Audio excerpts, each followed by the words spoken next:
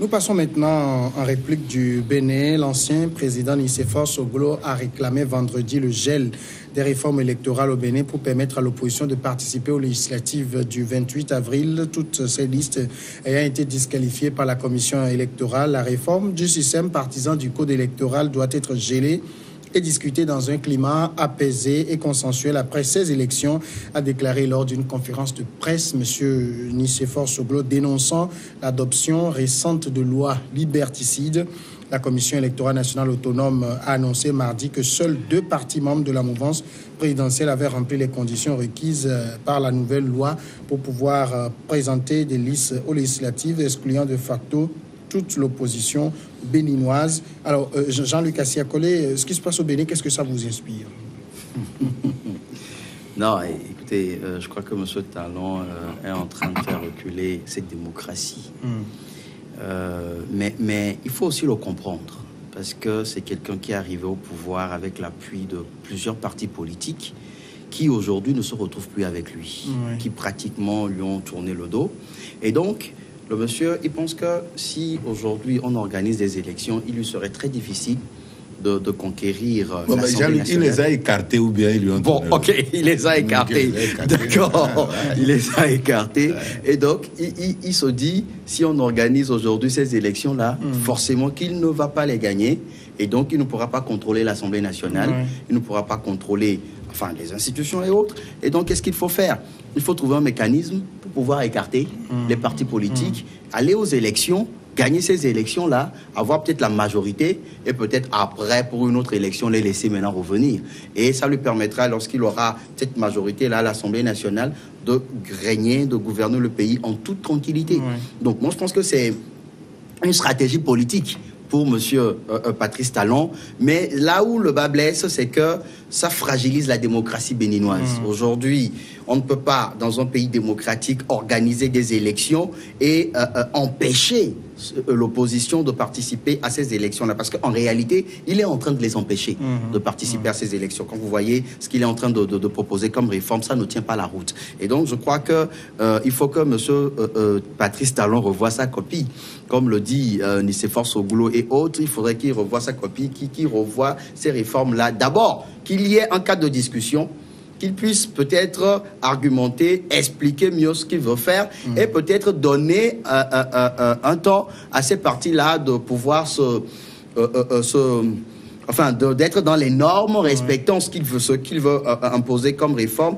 Et peut-être après, si après cette échéance-là, ces partis-là ne respectent pas toujours ce qu'il dit, il peut peut-être prendre ses décisions. Mais le faire au tout de rue, je pense que c'est porter un coup dur à la démocratie béninoise. Alors, Dimas, quel est le problème de Patrice Talon? Parce qu'il veut se poser en grand réformateur, celui qui aime les réformes, veut réformer le Bénin, remettre le Bénin, dans l'orbite même des pays phares en matière de réforme. Mais là, apparemment, il s'y prend vraiment mal. Les meilleures réformes sont celles qui sont portées par le peuple. Et il faut remonter, pénétrer le peuple et voir l'aspiration profonde de ce peuple et recadrer les réformes. Parce que les réformes en soi font déjà mal.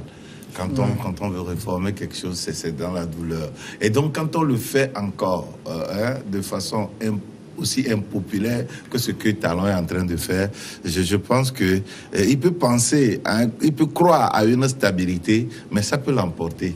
Parce que le souffle d'un peuple, c'est quand même vivace, surtout quand on veut exercer les choses de façon autoritaire contre ce peuple. On ne peut pas dire qu'on réorganise les choses et on fait la chose pile ou face et les deux se reviennent à soi. Ce n'est pas normal. Ce n'est pas normal que les deux blocs que Talon est en train de positionner sont tous de la mouvance. Ouais, c'est inadmissible. Qu'est-ce qu'il veut faire des autres? Et donc, je pense que oui aux réformes.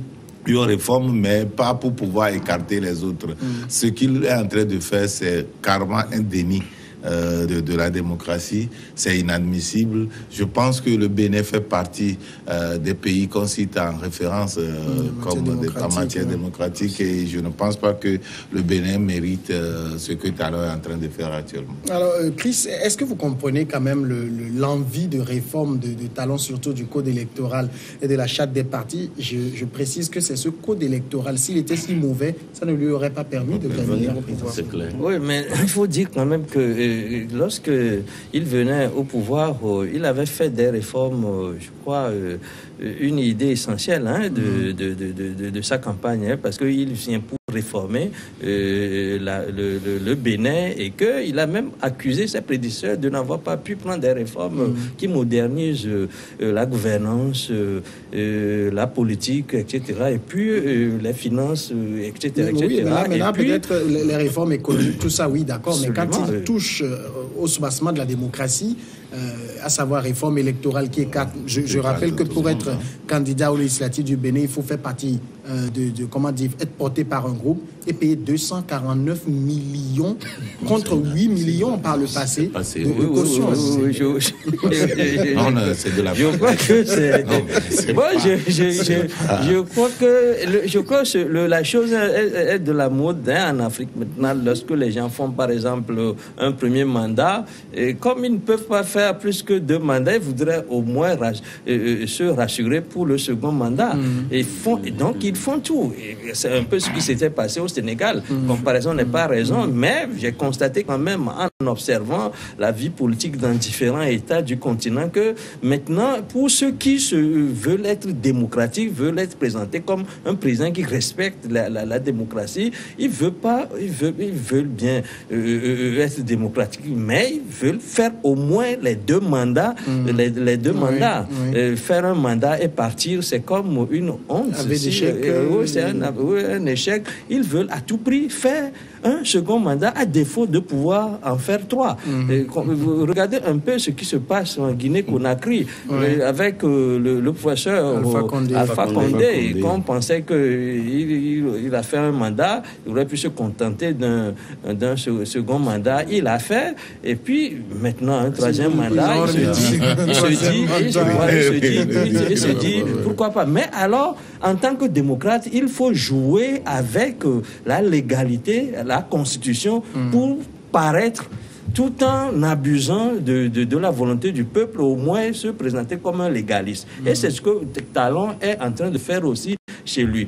Quand il venait, il s'est dit qu'il allait faire juste un mandat, ou bien il ne terminerait même pas un mandat. Maintenant, il a présenté un certain nombre de réformes en ce sens-là qui n'ont pas marché. Et l'année dernière, il a pris ces réformes. Qui n'ont pas marché, que lui-même n'a pas fait marcher. Pourquoi les autres réformes marchaient, que c'est ça seul nous, on constate que ça n'a pas marché. Parce que, et puis, il a juré par ces réformes-là. Et c'est sans doute pour cela qu'il a été porté à la tête du Bénin. Mais seulement ce que Talon oublie, c'est que toute réforme doit suivre le rythme de l'aspiration du peuple. Parce que, Dimas l'a dit tout à l'heure, réformer déjà est chose difficile. Pas difficile pour celui qui commande ces réformes-là, mais pour ceux qui doivent l'accepter. Parce qu'il y a des choses qui sont inscrites dans la culture, qui sont admises socialement, qui ont pris du temps à s'établir. Tu ne peux pas venir comme ça. Il y a des intérêts. Parce que c'est quand même de cette façon-là que le Bénin a existé avant lui, et jusqu'à ce que lui, il vienne le retrouver. Maintenant, défaire ce qui a mis si longtemps à s'établir d'un seul coup, ça va être difficile, même si ce sont de bonnes réformes. Encore que ces réformes-là, 248 millions, lui, des talons peut les trouver. Oui, mais et ceux qui sont proches de lui, les partis qui sont avec lui, les 2 blocs-là, peuvent les trouver, parce que, ben voilà, Talon, déjà, lui, il était déjà très riche. En plus, aujourd'hui, il dispose pratiquement des moyens de l'État, mais il n'a qu'à penser aux autres, ça ne peut pas passer. Et bizarrement, il s'est fait prendre à son propre jeu, parce qu'il pensait que, cela faisant, il y a certains partis qui pouvaient se présenter comme ça. Il va dire que comment les autres le faire, et pourquoi pas vous. Alors, malheureusement pour lui, aucun des partis politiques n'a pu se présenter. Jean-Luc, est-ce que l'opposition béninoise n'a pas aussi un peu péché par manque de vigilance, parce que On a vu Talon venir quand il a porté la caution pour la présidentielle de 15 à 250 millions, pour les législatives de 8 à 249 millions.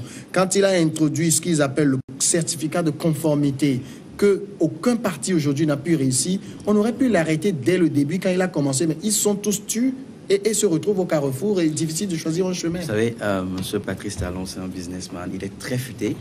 C'est quelqu'un, quand il veut poser ses pions, il réfléchit beaucoup. Et quand il pose le pion, vous ne vous en rendez même pas compte. En fait, c'est comme ça qu'il procède. C'est un gars qui est très, très malin. Et donc, je crois qu'il a eu l'opposition béninoise par surprise. Les gens ne s'attendaient pas à ce qu'il en arrive là. Mais avec ces vieux briscards, les Nicéphore Soglo, ils ont dénoncé, mais ils n'ont pas la majorité. Ils n'ont pas la majorité. Ils n'ont pas la majorité pour bloquer quoi que ce soit. Moi, cette question de majorité, elle m'intéresse parce qu'il y avait une assemblée avant que Talon arrive. Et je me rappelle très bien que dans l'assemblée sortant, le FCBE de Yaïboni avait la majorité. Mais pas, je pense qu'ils avaient 42, 41, puisqu'ils ont 83 députés là-bas. Comment un nouveau président arrive à s'acheter une majorité de députés qui n'existait pas quand il était élu? C'est ça aussi le problème. C'est là aussi qu'il faut voir le côté financier. Oui, justement. C'est une démocratie à l'argent là-bas. Justement, le Bénin, c'est une démocratie à l'argent. Ça, il faut le reconnaître. C'est-à-dire que dans la politique au Bénin, l'argent joue beaucoup. C'est-à-dire les gens misent des milliards pour arriver au pouvoir, pour prendre le contrôle des institutions et autres. Et la transhumance, c'est le sport favori dans la politique béninoise. Pour pouvoir avoir... Et donc, c'est ce que M. Talon a fait. Tous ceux-là qui étaient derrière lui, qui le soutenaient, mais c'est de l'argent qu'il a distribué à ces messieurs. Et tous ceux qui criaient, à part peut-être à Javon et consorts, mais les autres, c'est de l'argent qu'il a distribué. Je me dis même, est-ce que ces anciens présidents-là n'ont même pas reçu quelque chose par hasard? C'est ça la question que je me pose. Aujourd'hui, peut-être qu'ils n'ont pas la voix pour contrecarrer M. Talon, parce que peut-être qu'ils ont été fragilisés par le fait d'avoir reçu quelque chose de lui. C'est des questions que je me pose. Donc aujourd'hui, M. Talon, il est arrivé à faire taire tout le monde et à passer tout droit, à aller vers son objectif qui consiste à faire un second mandat. Il a fait croire aux gens, Dimanche le disait tout à l'heure, il a fait croire aux gens qu'il ne voulait pas faire 2 mandats. Il voulait peut-être faire un seul mandat. C'était une stratégie politique. Il a fait exprès. Il savait très bien que le test ne passerait pas à l'Assemblée nationale, puisque en fait, mais il avait la possibilité de faire passer ça. Alors ça n'a pas passé, et le monsieur il revient pour dire bon d'accord, comme le test n'est pas passé, je fais un second mandat. C'est un stratège politique. Vous savez, il est homme d'affaires et il est en train tout simplement de ramener le terrain des affaires sur le terrain politique. Sur le terrain politique, c'est ce qu'il est en train de faire. Ça, c'est la délinquance col blanc. Oui, vous savez, premièrement, quelqu'un qui connaît très bien les vies juridiques parce qu'il s'est fait entourer d'un certain nombre de juristes, et puis il nage dedans. Et de l'autre côté, il prend la légalité pure et dure, sans l'esprit, et c'est la lettre uniquement qu'il prend, et puis il l'utilise contre les Béninois. C'est ça même, je suis tenté de l'appeler un délinquant col blanc, mais c'est un chef d'État, je ne veux pas lui manquer de respect, mais ce que Talon est en train de faire, c'est un déni de démocratie. C'est inadmissible. Vous avez vu le procès d'Ajavon, où la défense n'a pas droit à la parole. Mais dans quelle démocratie? Une cour spéciale qui a été créée. Oui, une cour spéciale, parce que la juridiction, tout l'arsenal juridique du pays ne lui suffit pas. Alors il faut créer une cour spéciale pour pouvoir venir à bout de c'est juste pour faire taire Ajavon, il a se matché proprement et puis il a mis à l'écart. Il a mis à la touche. C'est inadmissible. Ce n'est pas ça la démocratie. Je pense que c'est un nombre de chefs d'État qui se veulent chantres de la démocratie font regretter aux Africains leur choix. Hein?